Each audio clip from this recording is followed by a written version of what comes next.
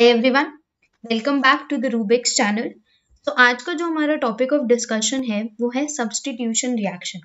Today we will study about substitution reaction and in that we will study about SN1 reaction. Today we will study SN1 reaction.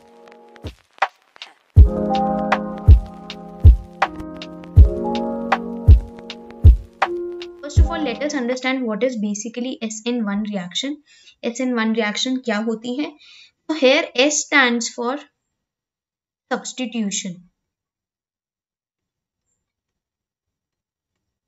N stands for nucleophilic. That means यहाँ पर एक nucleophile आएगा जो हमारे reactant पे attack करेगा.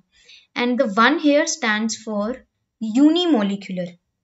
Unimolecular means कि ये जो SN1 रिएक्शन है वो फर्स्ट ऑर्डर काइनेटिक्स फॉलो करती है. SN1 reaction follows first order kinetics. First order kinetics follow करने का मतलब क्या है? इस रिएक्शन में जो रेट ऑफ द रिएक्शन है वो सिर्फ हमारा जो सबस्ट्रेट है that is the alkyl halide उस पे डिपेंड करेगा. रेट उसकी कॉन्सेंट्रेशन पे, उसके अलावा किसी पे नहीं. ठीक है, देखो सिंपल एक substitution reaction if I write here so it will be जैसे if I take a alkyl halide RX and then I treat it with a nucleophile. ठीक है, तो न्यूक्लियोफाइल यहाँ पर हमारा नेगेटिवली चार्ज्ड है and that is why it is going to attract the positive. It has an affinity for the positive. Okay, so this nucleophile will attack this carbon and this electron pair will shift to the halide atom. So we have the product as RNu plus X minus.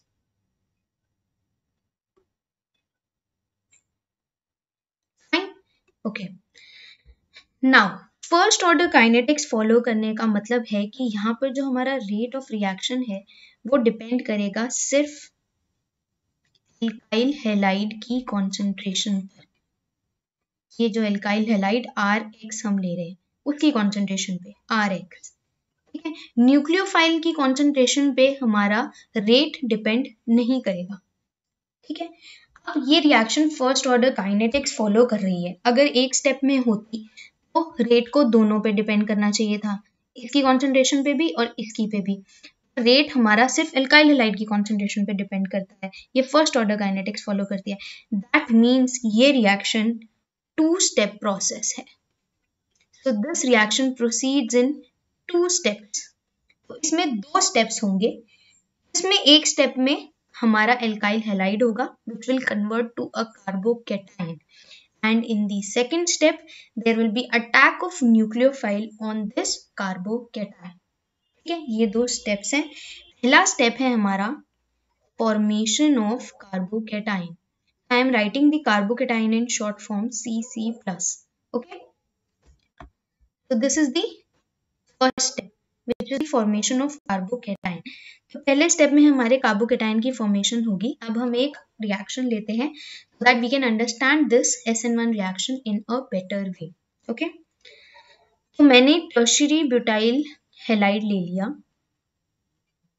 CH3 CH3, तीनों तरफ CH3 लगा है और एक halide group लगा है which is Br or you can take Cl. Okay, anything.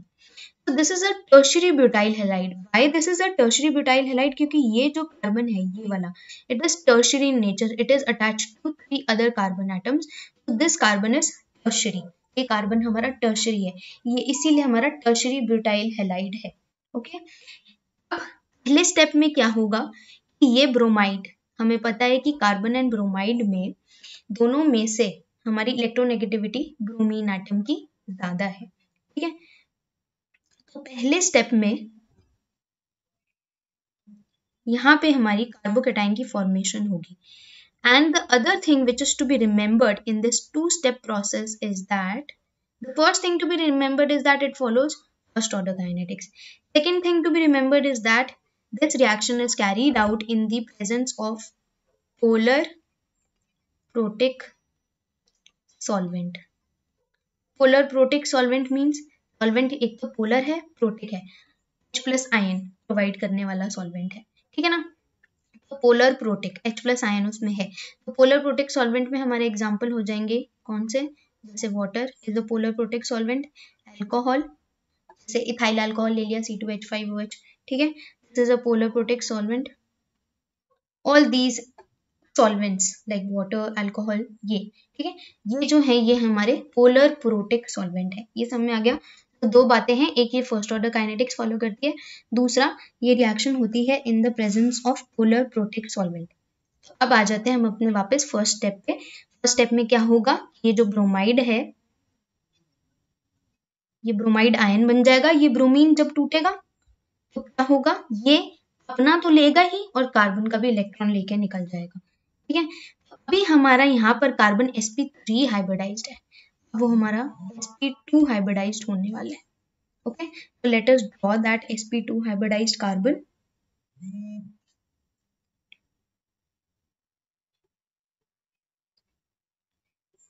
और carbon पे आ गया पॉजिटिव चार्ज, ठीक है।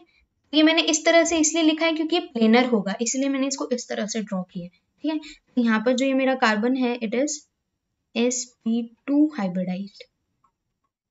ओके, आई होप आपको अभी तक सब कुछ क्लियर हो गया है।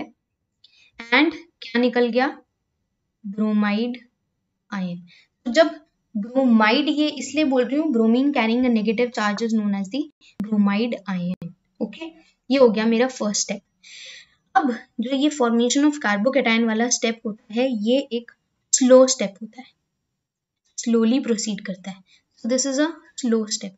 अब ये स्टेप स्लो है और हमने केमिकल काइनेटिक्स में पढ़ा है कि जो रेट डिटरमाइनिंग स्टेप होता है वो स्लोएस्ट स्टेप ऑफ रिएक्शन होता है। Slowest step of reaction is the rate determining step, ठीक है।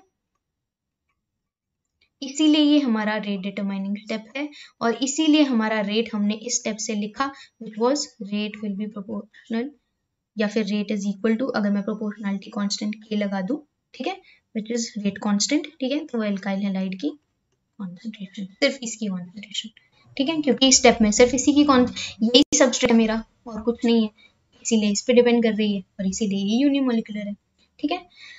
अब बढ़ते हैं हमारे सेकेंड स्टेप की तरफ। तो सेकेंड स्टेप में क्या होगा, अटैक ऑफ न्यूक्लियोफाइल।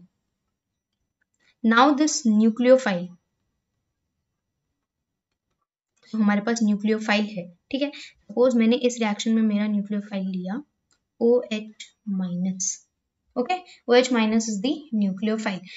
अब ये मेरा कार्बोकेटायन बन चुका है CH3 positive, carbon carrying positive charge. अब आप ये देखो कि कार्बन पे पॉजिटिव चार्ज आ गया, it is not neutral anymore, ठीक है, और charge species are more reactive, तो ये चार्ज्ड है इसलिए it will be more reactive, तो इसीलिए ये स्टेप फास्ट होगा,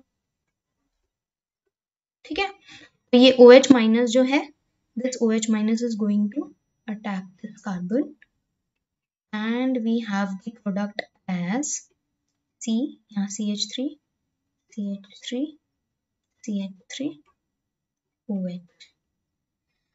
हम ये लेके चले थे ये वाला एल्काइल हैलाइड और अब हमारे पास एल्कोहल बन गया है। टर्शियरी ब्यूटाइल हैलाइड से हम टर्शियरी ब्यूटाइल एल्कोहल पे आ गए हैं, ठीक है। तो ये ग्रुप सब्स्टिट्यूट हो गया है, that is why this is a substitution reaction. Nucleophilic because यहाँ पे न्यूक्लियोफाइल का अटैक है, एंड यूनिमोलिकुलर बिकॉज जो रेट डिटरमाइनिंग स्टेप है वो हमारा ये वाला स्टेप है, एंड इसमें जो रेट डिपेंड कर रहा है वो सिर्फ इसकी कॉन्सेंट्रेशन पे डिपेंड कर रहा है, सिर्फ एक रिएक्टेंट, एक substrate, that is why this is unimolecular. Okay, this is the SN1 reaction और ये SN1 रिएक्शन का हमारा मैकेनिज्म है। हम देखते हैं कि डिफरेंट एल्काइल हैलाइड्स की रिएक्टिविटी क्या होगी towards substitution, SN1 substitution reaction. Okay, हमने देखा कि जो हमारा रेट डिटरमाइनिंग स्टेप है वो हमारा फर्स्ट स्टेप है। हमने देखा उसमें कि rate is equal to K और यहाँ एल्काइल हैलाइड की कॉन्सेंट्रेशन, मतलब कि ये जो मेरा एल्काइल हैलाइड है इसकी कॉन्सेंट्रेशन जितनी ज्यादा रेट उतना ज्यादा, ठीक है। अब इस एल्काइल हैलाइड से ये कार्बोकेटायन बन रहा है। अब मैं अगर इस कार्बोकेटाइन की स्टेबिलिटी इंक्रीज कर दूं तो ये रिएक्शन फॉरवर्ड डायरेक्शन में ज्यादा जाएगी, because this is a reversible reaction. ये रिएक्शन रिवर्सिबल होती है। पहला स्टेप जो है, ये पहला स्टेप रिवर्सिबल होता है, ठीक है। अब ये रिवर्सिबल प्रोसेस है मेरा, इसीलिए अगर मैं कार्बोकेटाइन की स्टेबिलिटी बढ़ा दूं तो ये रिएक्शन मेरी फॉरवर्ड डायरेक्शन में ज्यादा जाएगी, ठीक है। जितनी ज्यादा कार्बोकेटाइन की स्टेबिलिटी उतना ज्यादा ये चीज इसमें कन्वर्ट होएगी, उतनी ज्यादा रिएक्टिविटी। तो बेसिकली मुझे किस पे फोकस करना है कि कार्बोकेटाइन की स्टेबिलिटी ज्यादा होनी चाहिए, ठीक है। तो इसीलिए अब हमें ये पता है कि कार्बोकेटाइन की स्टेबिलिटी का ऑर्डर क्या है। यहाँ हम एक 3 तरह के कार्बोकेटाइन बनाते हैं, CH3, CH3 and CH3, okay. ये कार्बोकेटाइन, सेकेंडरी कार्बोकेटाइन,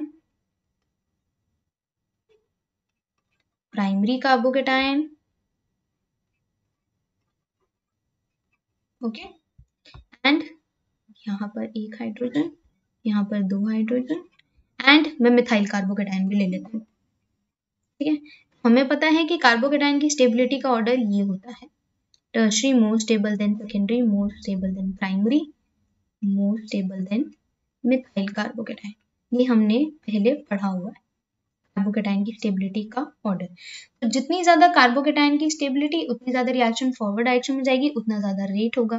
तो दैट मीन्स कार्बोकेटाइन जितना ज्यादा स्टेबल, तो अल्काइल हैलाइड सपोज मैं टर्शरी लेते हैं तो वो टर्शरी कार्बोकेटाइन बनाएगा, सेकेंडरी अल्काइल हैलाइड लेते हो वो सेकेंडरी कार्बोकेटाइन बनाएगा।